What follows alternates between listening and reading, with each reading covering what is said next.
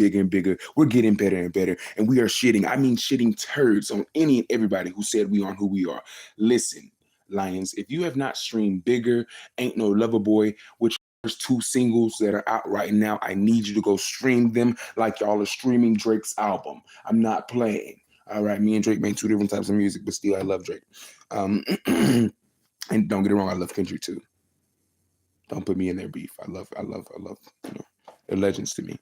Listen. So we're here. We episode 7 of my live specials. Episode 7 of my live specials, and I'm gonna break it down. What we talked about. We talked about, in the first episode 1, just 2020 to 2023. Episode 2 was 2024, the love era. Episode 3 was 2025 to present moment. In the last episode we talked, episode 5 was me talking about, my molestation and everything that happened to me when I was a child. Episode 6, we talked about 5K through middle school, and 5K through middle school, and now here we are, episode 7. The series is moving along pretty quickly. I think the reason why it's throwing me off is because I'm forgetting that I'm going live every day. Not I'm forgetting, but it's like, I'm like, why are these episodes going up so quick? Like, damn. So here we are with episode 7 of my live specials. Do not forget that as the special goes on, especially at the end of the season, the 36 episodes in this special, especially at the end of the season, it will be on camera. And also towards the middle of the season, we're going to start talking about some hot topics that I want to talk about, such as my sexuality, my ideal partner, the levels to being DL, what I've, from my observation, hookup culture, and everything that I feel like we need to get into. We have also things, dear former fat boy, this is for you, you know what I mean? How society does attractive people in an area where it's rare, just a bunch of different things that I want to discuss, Okay. So let's get started. So life for me in high school, I remember my first day of high school. For those of you who don't know, I went to Lawrence District 55 High School. It's a school in Lawrence, South Carolina. My first day of high school, my neighbor's mother dropped me off. I remember that, and I'm not gonna lie, I did have a fresh fit on, but it's kind of like, as I look back on me in high school, because the confidence wasn't there. I was big, I had a gap, and listen. Just because you're big, just because you have a gap, just because your skin isn't good, that doesn't mean that you aren't hot shit. I just felt like I wasn't hot shit. But I remember the outfit I had on, it looked good, but it looked more so like, y'all ever seen somebody in that, they got it on, but they don't look comfortable in it? It's like a caricature of that. That's what I was getting. So, first day, high school, I'm stepping up. I'm thinking I'm doing good. I'm thinking it's high school. You know what I'm saying? Like, it's my first day of high school, So, like I told you on the last episode, things about my sexuality started to pop up, in middle school. So now I'm in high school now. So high school, I'm not gonna lie, I knew by high school, I knew what I like, I knew what I everything, But it's more so, let's be real. When it comes to the gay community, they shit on fat people. So me being a fat kid and I was dark skinned, brown skinned, they weren't really fucking with me like that. I mean, they were fucking with me, but they were fucking with me behind the scenes, but not really in real life, And that goes for the women, like the girls, like I was just like that. I was that fat, popular kid. Like I was a fat loner. You know what I mean? I'm just giving y'all the pretense, the pretense of where I'm at, the pretense of where I was at. It's nothing wrong with being fat. It's nothing wrong with any of that. But that's just where I was at. And that's how people treated me. People treat you funny when you're fat, and we're going to keep it real.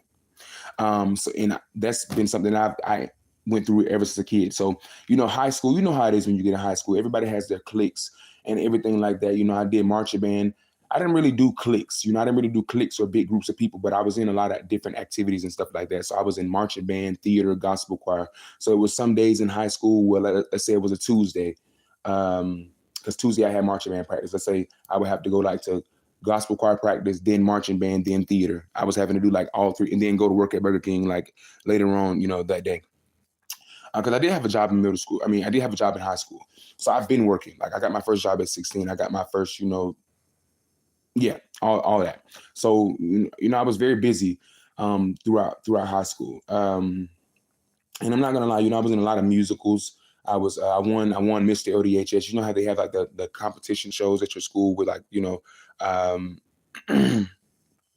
like the little singing musical thing, all those. I won the competition at my school for that. I did a lot of different things. I have a lot of accolades. I got a lot of trophies in high school, but I can't be real and acknowledge the fact it's like I'm smiling and it's like I'm in the camera, but it's like I'm not really. People didn't. Part of me felt like I was always creative. Don't get me wrong, but part of me felt like because I was undesirable to some people, like my way to get attention was being creative. You know what I mean? Or like doing what I'm doing. So don't get me wrong. Like I've always been creative, but I just knew if nothing else could get them, oh, me singing was gonna do it. Or me acting was gonna do it. You know what I mean? Because in high school, like, it was a very weird. High school was a very weird time, and I think it's a weird time for everybody just in life, because it's but when you're in certain things like poverty, overweight, you feel like you're unattractive, your skin isn't, and it's very weird because it's like I was known, but I didn't have friends. You know what I mean? So it's like people knew me from the things that I was doing in school, like, oh, he's in March Man, he's this, he say, but they didn't know me. They didn't know me, they didn't know me. And that's really that. High school is where I started to, like, figure out myself, if I'm being honest. High school is where I started to just figure out what I like, what I didn't like. And even though what I didn't like and what I did like, I knew it was going to be shamed. I knew my family wasn't going to rock with it. So I did live in. I'm gonna be honest. Me having to hide my sexuality was one of the most detrimental things that ever happened to me. I'm glad I got out of that, because if I think it creates whole mental disorders. Like, I feel like it had me living in a box. You know how hard it is to walk around knowing you have a quote unquote, knowing you're a little gay, but you have to put this mask on. Like, it's hard as fuck. It is hard. Like, it's hard as hell to do, and it can be exhausting. Like, I'm not lying, it can be exhausting. And that's just something I had conditioned myself to, like, even in high school. Like, I didn't laugh, I didn't smile, because I didn't want people to. If I bust out laughing, they're gonna think I'm gay. Or if I smile, they're gonna think I'm gay. If I, and then, like me, I talk with my hands a lot too. I talk with my hands a lot in high school. So, and people had this weird thing back in like 2015, 2018. I don't know, but where they just didn't like gay shit. Like, it's like people wanted you to be overtly gay. People wanted you to be like, people wanted you to, like, because see, my gay always blurred the lines. Like, it was always, is he gay or is he not? So it makes people wonder. When people can't figure you out, it makes them wonder, and they become obsessive. So, like, I went through a lot of that in high school, but me at that time, I wasn't trying to accept it. I'm from a small town. My family knows people around here. I don't want nobody knowing my business. I don't like niggas. Okay, I'm not gay. Stop asking me. Y'all know if you're gay. You know how it is when you're younger. People ask you, no, I'm not gay. Stop asking me that. No, bro. But the whole time it's like I knew who I was. I knew who I was. And I wish I had the confidence back then to be like, hell yeah. And what you gonna do about it? You must like me or something. Because why you got so much opinion? But yeah, I knew my mama wasn't going for that. My mama wasn't going for that. My mama. I remember I had a lot of, not a lot. Let me stop lying. I had acquaintances that could have been my friends that were gay. But my mama was like, no, you're not hanging with that F word. I don't want you around them punks. Yeah, my mama, she was very, that's another reason why I didn't feel I didn't want to come out, because my mother was so homophobic, or like she was just so fat phobic. Like, she was everything. I don't understand how somebody who's fat could be fat phobic, but she was everything, like fat phobic, homophobic. She narcissistic material. Narcissistic material. Give me 1 second, Lions.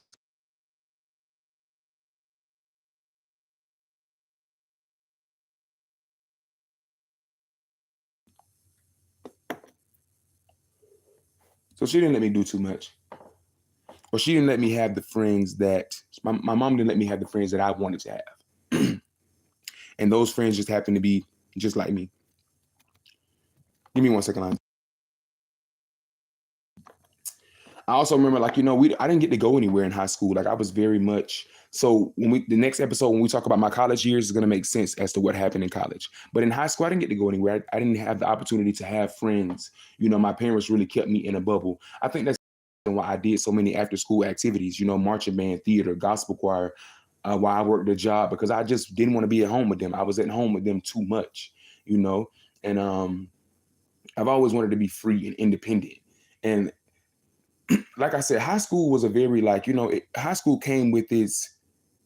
high school came with its ups and downs, but it was like the fundamental. It's just like the person that I am now. It's like I was so not shy in high school, but I didn't like. I should really have been eating people up. I should have really been getting on people's asses for real, but I wasn't doing any of that. Um, there's that. High school is also where I experienced my first, like my first flings, sexual flings. I don't know how many of y'all high schools have like a amphitheater, or what do they call it, like a lecture theater. But I used to tear that lecture theater down with my little boo. I used to tear that. Well, that wasn't even my boo. That was my sneaky link. High school is where I first started. Like doing like little sexual stuff. You know what I mean? Because me, I've always gave it up innocently. I act a little shy with it, but like high school is where it started. High school is where it started in that lecture theater, the same place where I did those plays at, same place where I practiced every day after school. So yeah, I was in band. If you were in band, you already know how we band kids gave it up. Um, so high school was a very interesting time for me, but it's like ultimately I couldn't really be myself because I had these limitations on my back. And by the limitations, I mean people like my family.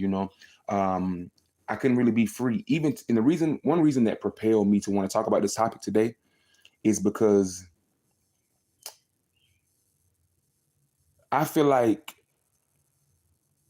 like as I look at myself, as I look at myself from high school, I go back and look at myself like I've always been masculine, but I've always had a feminine twist. And I think somewhere along the lines, like college to now, it just got way, way, way more masculine.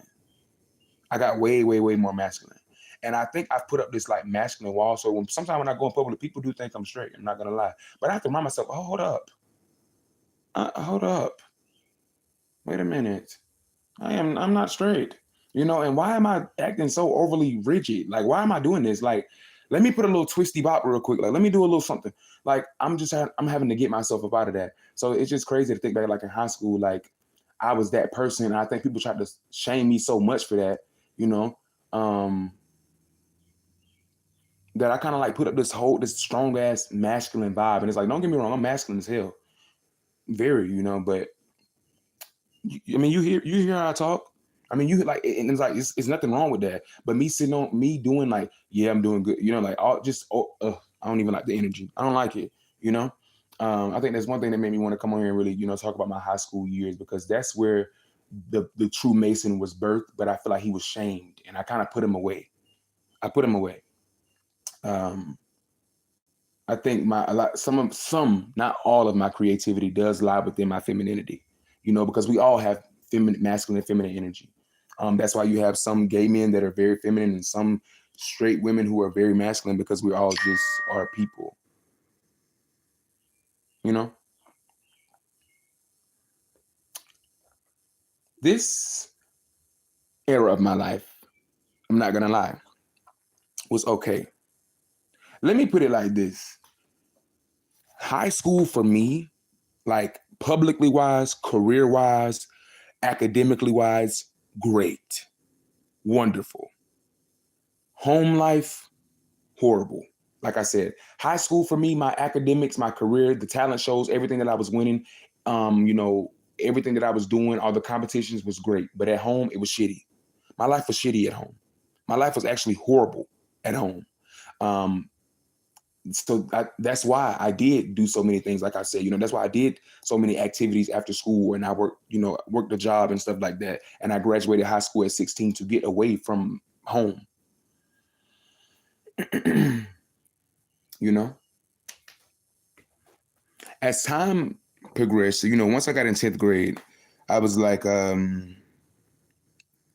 my gosh.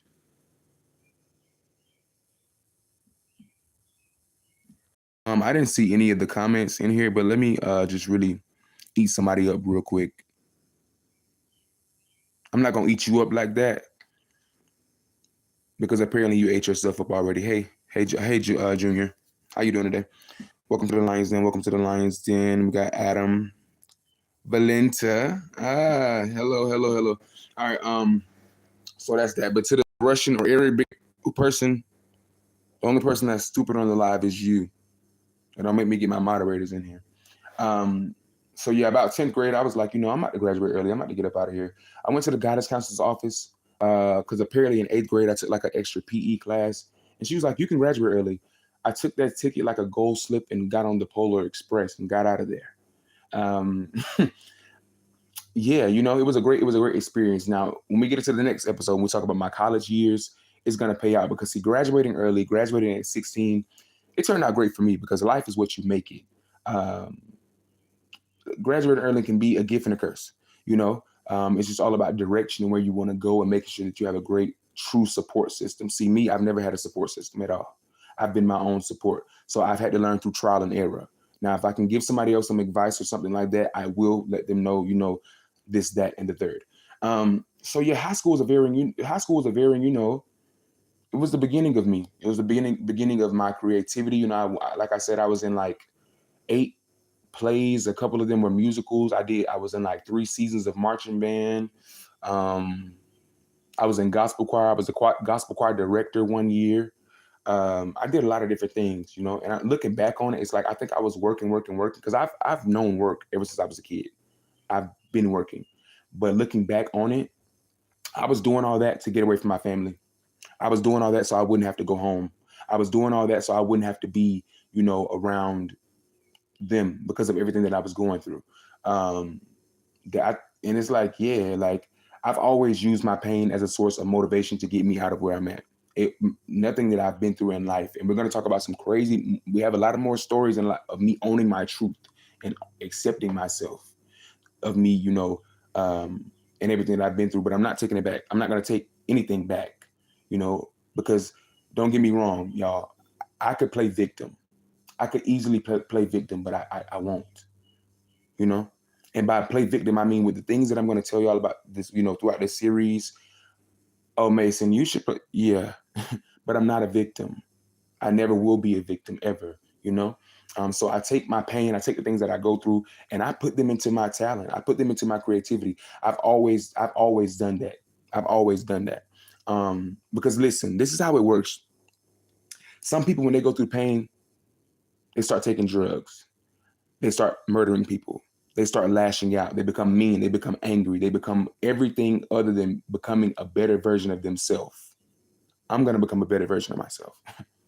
Nothing is going to take me back, and nothing is going to make me feel, just not like myself, because I have to own up to myself. I have to own my truth, you know? And even if the truth of me was something that was given to me that I did not ask for, it's okay. It's okay. You live and you learn. You live and you learn. And another reason why I speak how I speak is because I've been on my own since such a very young, so young, 16. I've went through certain things and I've had no guidance and nobody's been there in my corner. So I've had to endure certain things. That's just a part of life. It's just a part of life. Okay. Now listen, listen. When I say things like I went through certain things, it ain't no small shit. I'm talking like this because I don't want to elaborate. I have to get comfortable with the things that I'm about to say in this series. I don't even know if I'm going to get to all of them or if I want to speak on all of them because they're just so deep to me in my life. You know what I mean? So it's not anything that's just it's not anything that's just it's not anything that's lightweight. Oh, it's deep. It's deep. 4 feet. 6 feet, 7 feet, 8, 9, 10, 11, 12, 13, 15, 16, 17 feet under the ground. So yeah, I remember being in high school.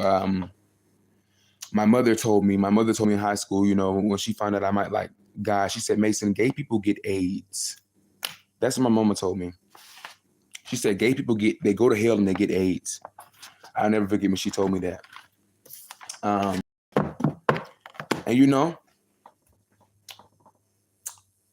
that's that. That's that. I think I want to end this episode here, Lions. The point of the matter is that high school was a very accolading time for me.